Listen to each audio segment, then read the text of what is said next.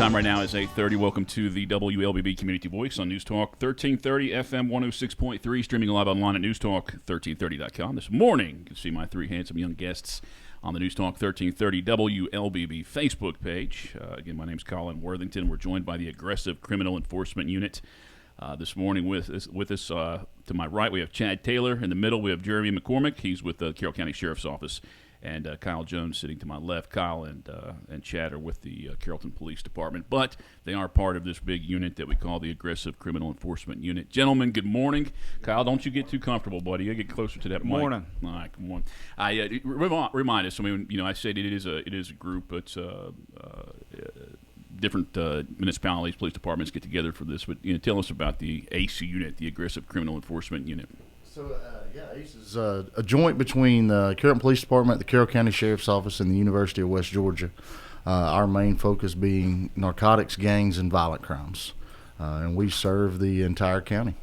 And I'm still fascinated when I hear gangs, when I hear that we do have gangs. I mean, obviously we've talked enough on this show. We've done enough stories to realize we do have gangs. And more than one is a problem. It's enough of a problem. But what are we seeing out of the gangs locally? Is it still just moving drugs? Is it violence? I would say, it's kind of an ebbs and flows. But a lot of our gang activity is driven by the sale of drugs. We're seeing that more. I think that that drives a lot of our violence. But the collaboration between different gangs. You don't just see these hard lines of Bloods and Crips and that kind of thing. Now it's a little bit more focused more on money and just pushing those drugs. And when we say gangs, I mean, what is the definition of that? What do we consider a gang? Well, it's three or more using the same signs, symbols, monikers that conduct criminal activity. It's not illegal to be in a gang, but it's illegal to conduct criminal activity in a gang, and that's what makes you a criminal street gang. That's the things that we focus on. It's not the Boy Scouts that all dress alike. It's we start driving after those that sell drugs that poison our community. Do we still see them doing things on YouTube and Facebook? They still communicate that way? Maybe 2 years ago, 3 years ago, I remember it was still out there. You still see them on YouTube, and they do. I think it's something they're proud of.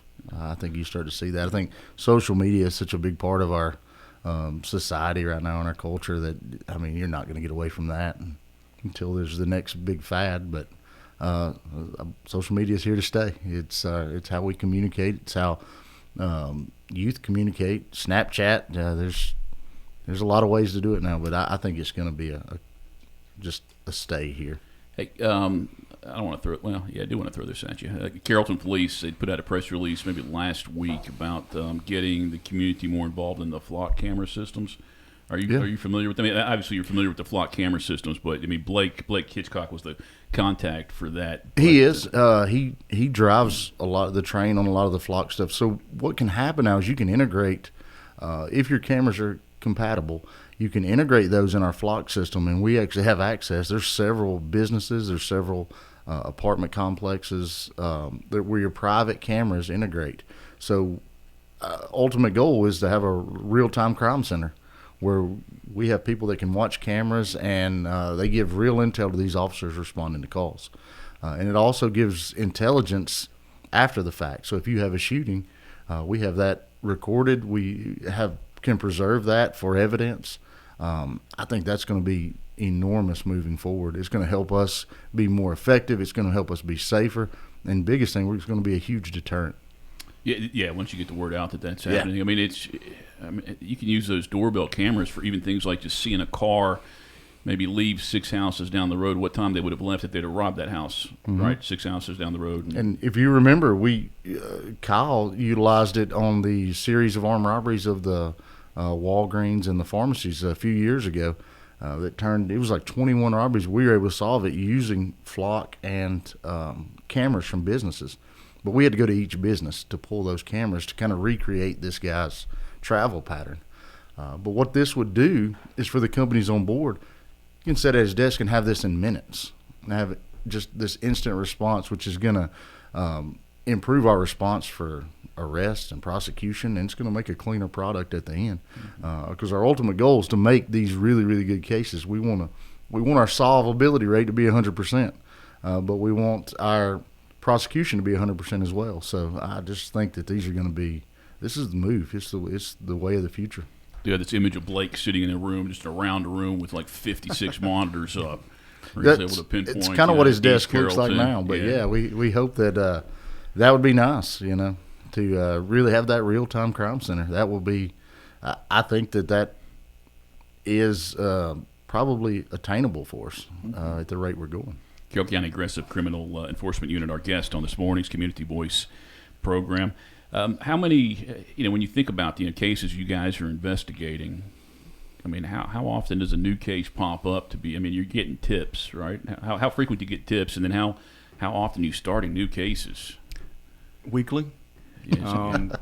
Daily, hopefully. Yeah, information. So, every case starts with information. So we get intel, whether it's from, the tip line that's anonymous, whether it's from somebody calling the police department at our office number and speaking with us on the phone, whether it's an email that we get from one of the patrol guys that maybe makes an encounter or an arrest on the street and they get some information from someone, whether it's interviews that we do with people that have been arrested or, are involved with, are in a pinch and want to talk with us or whatever.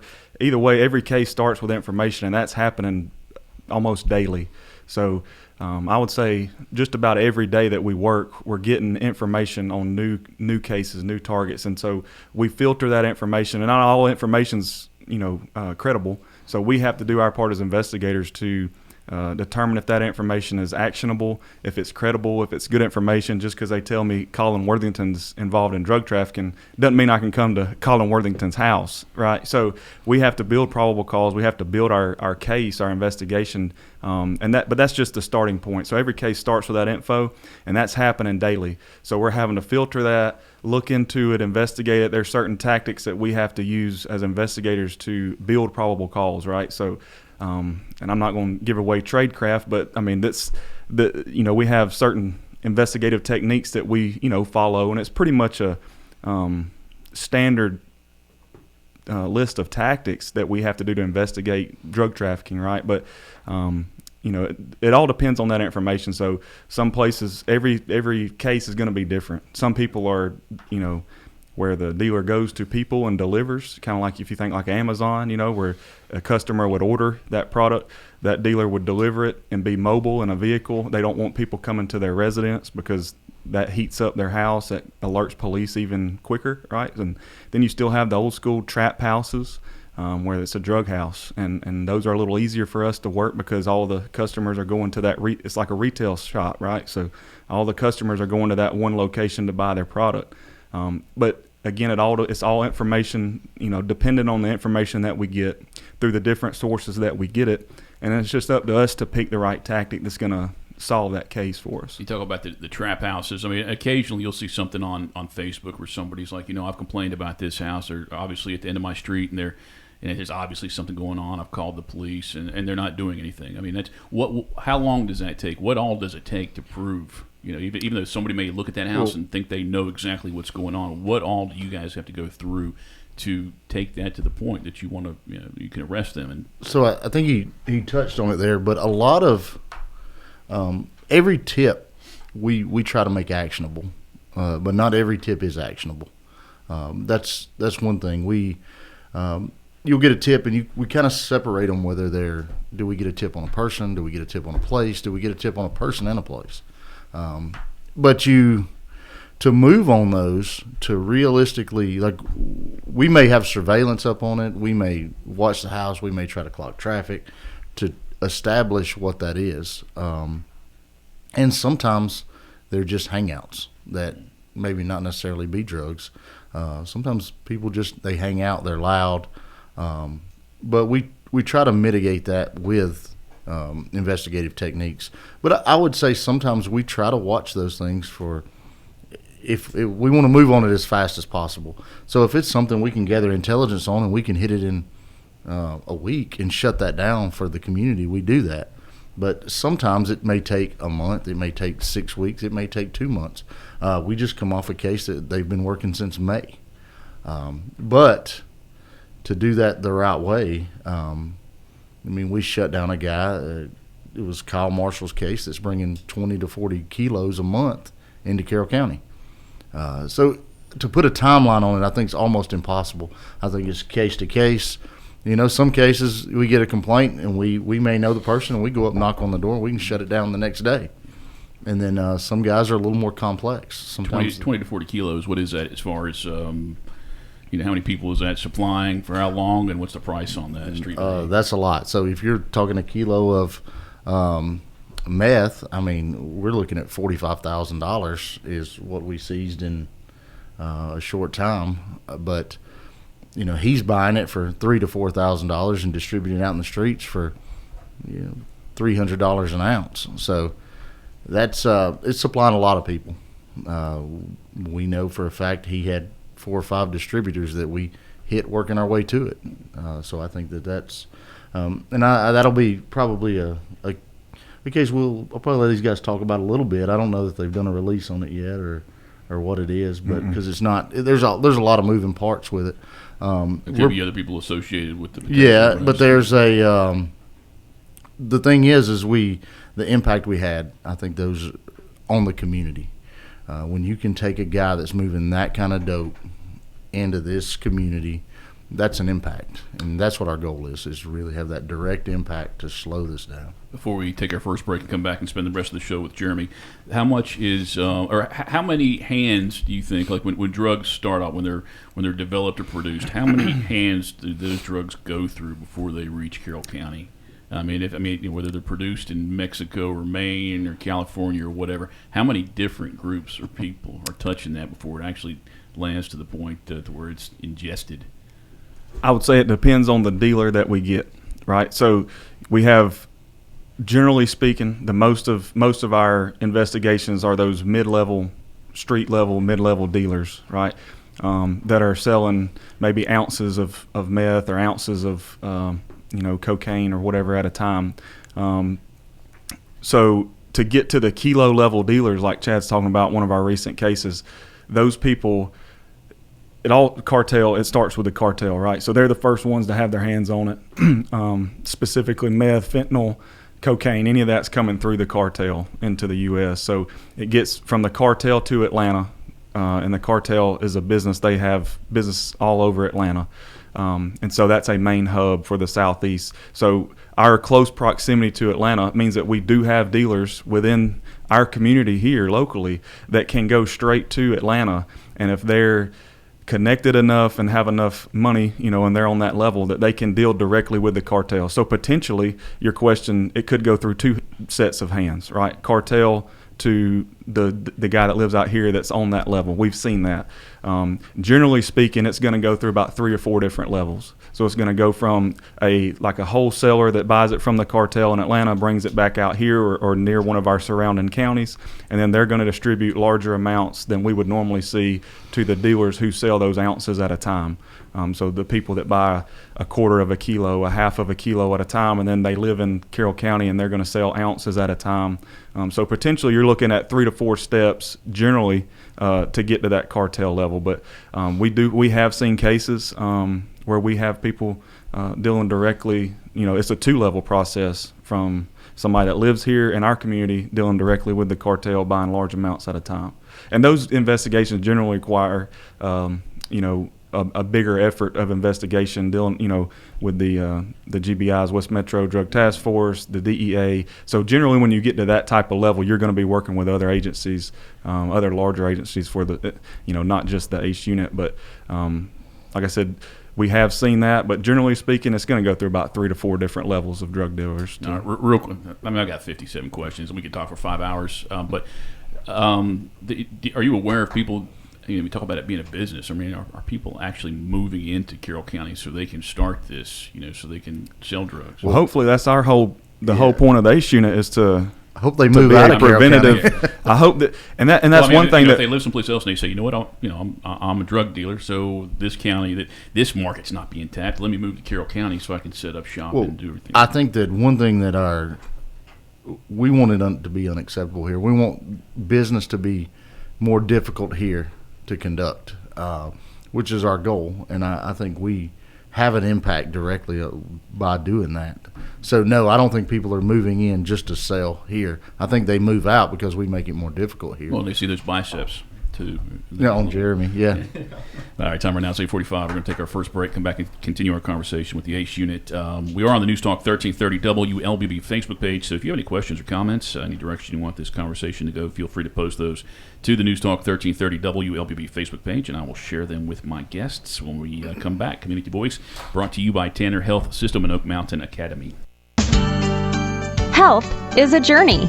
It's making better choices, even when it's not easy.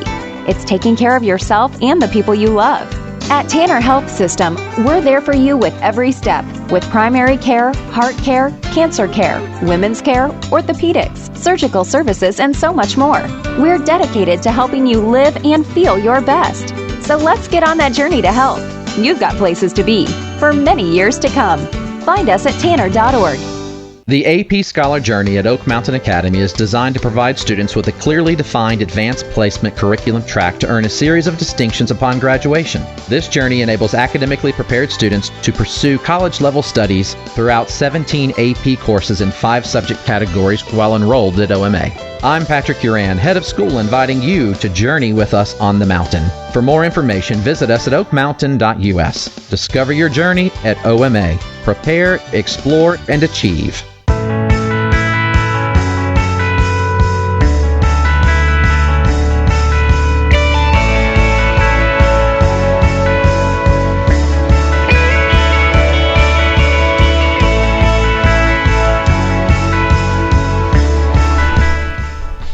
8:47. Welcome back to the WLBB Community Voice program. My name is Colin Worthington. My guest this morning with the Aggressive Criminal Enforcement Unit. I've got Chad Taylor, Kyle Jones, and Jeremy McCormick with that group. How many members are in the ACE unit? We are slated for 9. I think right now we are currently at 8. So we have 4 with the county, 4 with the city, and 1 attached from the University of West Georgia. There was a new law approved by legislators during this session and went into effect July 1st. It does remind me, Haralson County tried to do something like this. I don't know how it worked out. There was somebody overdosed in Buchanan, I want to say, last year. And I believe that person pleaded guilty. I believe they got a conviction on that. Did they plead guilty to involuntary manslaughter or something along? No, felony murder. Really? Felony murder. Okay. All right. Well, that was before this law was even in place when that happened, and Haralson County gave it a shot and charged them with something. But the new state law that lawmakers hope address the state's fentanyl crisis is now a law. Austin's law, it increases the punishment for drug dealers who illegally distribute fentanyl. It's Senate Bill 465, went into effect July 1st. It does punish drug dealers if their product causes a fentanyl overdose. So under the law, the new law, these dealers could be charged with a felony. You guys actually were faced with that, with a situation like that. Has it been since July the 1st? Or? Yes, we were actually the first agency in Georgia to bring a case under this new law. So what we like about the law is it makes it easier to go after the dealers that create overdose deaths. Before the law, and that's whether they know there's fentanyl in it or not, right? Or do you have to prove that they no? Knew? So you don't have to prove anything. It's just got a test for the fentanyl. That the dealer doesn't have to know. They can be selling meth and it have fentanyl in it, and they not know it, and then you got an overdose. That person dies. The autopsy comes back. Or the toxicology comes back that has fentanyl in it. And you can prove that this person sold them that drug. You can go after that person with this new law. And you know the specifics on that case? Was it? It happened after July 1st, and it was in Carroll County. Yeah, it did. Jeremy's actually the case agent on it, and but we were able to tie 2 people up in that case itself. Yeah. So this one happened towards the end of July. We had a overdose death here in Carroll County. The investigators went out to the scene. They found a packet of fentanyl, just a little bit of fentanyl laying beside the guy. They took it back. We tested it with our True Narc. It tested positive for fentanyl. Started doing our investigation. There was text messages in there. We were able to prove or show who he bought from. It was only messages in the phone. So we started digging into that, done a search warrant at the residence. was able to get fentanyl out of the residence. We interviewed that person, and they pretty much laid it out for us. So. Well, there's campaigns going on. There's a campaign in Carroll County, media blitz. There's meetings every week, I think, with a group that's focused on making it aware. That campaign, do we see, is it making a difference? Or are people slowing up on, I hear about another overdose. Are people hearing the message? I think the biggest compliment that we've had in a while, to me, these guys may have other stories, but Keith Hancock said that the largest impact on the fentanyl problem in Carroll County has been the ACE unit, because we do look at these overdoses, and we will chase these overdose deaths, and we will do everything we can to try to figure out where it come from, because right now I think the coalitions, the fentanyl summits, when they bring awareness, it also brings a couple of things. It brings responsibility for us to react to those things. Like it holds us accountable to make sure that we are going after it aggressive, just like our name says. We are going to go after these cases aggressively. But it also brought the chief Richards, the sheriff, Ned Watts. It brings these guys together, and then they have a mission, and it provides resources for us to be able to attack these dealers. Whether it's, he talked about a True Narc. True Narc's $25,000, but you can buy those things out of whether it's drug funds or grants, so they start looking to find ways for us to do those, because they test fentanyl without us having to handle it. We can test it through the bag. It makes it safer for us. It gives you an instant response. But when you start getting into those things, and we have to be able to, they have to articulate why we have this overtime, or why we have this equipment, but they provide a lot of that for us. And I think that so in short, I think anytime we can get more awareness, it provides resources for us to go after this. And then we have guys, our DA's office locally helped write this law. Right, yeah. So I think that is telling in itself that we are taking this to the next level. We're going to pursue people. We're going to do what we can do to try to rid this in our community, because the epidemic itself is out of hand. It just is, and one death's too many. I think Major Dodson said it best. If we know fentanyl's involved, we're moving on it. He said that the other day, and he's going to hold us accountable for that. When we get a fentanyl tip, you're moving on it. That's just the way it is, and by doing that, they've agreed we're going to provide you with these resources to do that. So I think that awareness, and I know I've circled back to it, is the key, because it gets it out there and it explains to the community why we're doing some of the things we're doing. Well, I guess we're hoping that the awareness, gets the kids young too. Even if you can't get to the people who are dealing with or who are using it right now, right, or potentially would have access to it. You're hoping to get the kids and make a big difference 5-10 years from now. You want to make the difference now, but and I think you're going to see that. We are going to, I think it's October, if I'm right, Kyle, that we're going to do part of Red Ribbon Week. We have been asked to come and speak to every fourth grader in the county. They have a coalition where they come through, and we get 2 sessions of about 30 minutes each. And, really we want to make sure they know the dangers of it, but we also want to make sure they know who the good guys are. All right. Time right now is 8:55. We'll take our final break, come back with about 3.5 minutes on this morning's Community Voice program, brought to you by Tanner Health System and Oak Mountain Academy.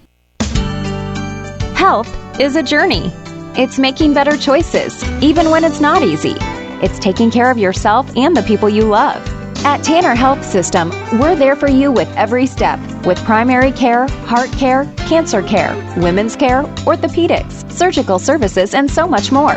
We're dedicated to helping you live and feel your best. So let's get on that journey to health. You've got places to be for many years to come. Find us at tanner.org. The customized academic scholar journey at Oak Mountain Academy is individually designed to provide students with a personalized, clearly defined academic track that earns the student a series of distinctions upon graduation. This journey enables academically driven students to pursue a focused, rigorous course of study personalized to their wants and desires. I'm Patrick Uran, head of school, inviting you to journey with us on the mountain. For more information, visit us at oakmountain.us. Discover your journey at OMA. Prepare, explore, and achieve.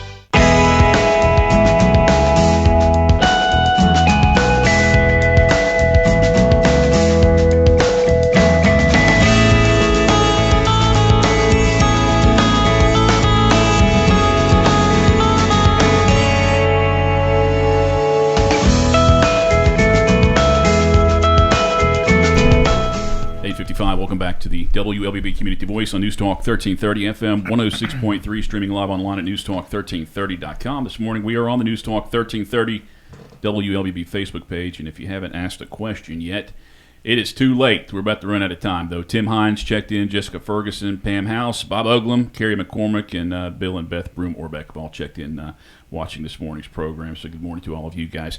There was a story that we put on the news this morning. There was a bust on Elder Circle, Elder Square here in Carrollton.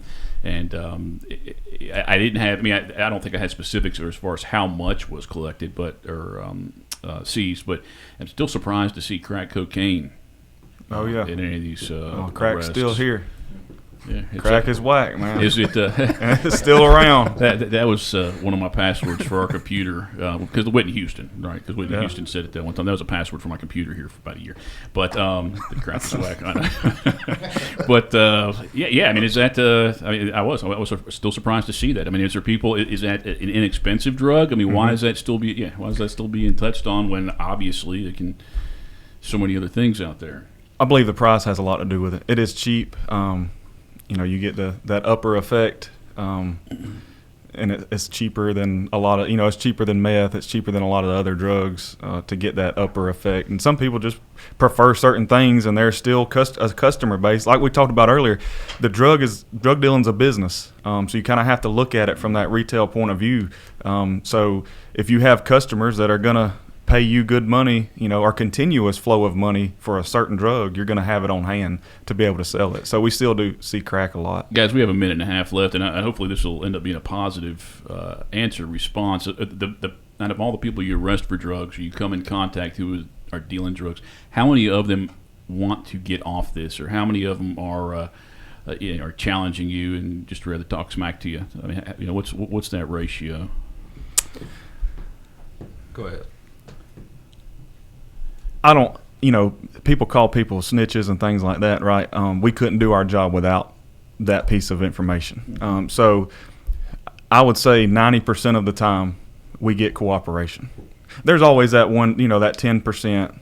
It's probably less than that, to be honest with you, that's just straight up, nah, I'm going to do my bid. I ain't saying nothing. But if we want to be honest, everybody says snitches are bad and they wouldn't be a snitch.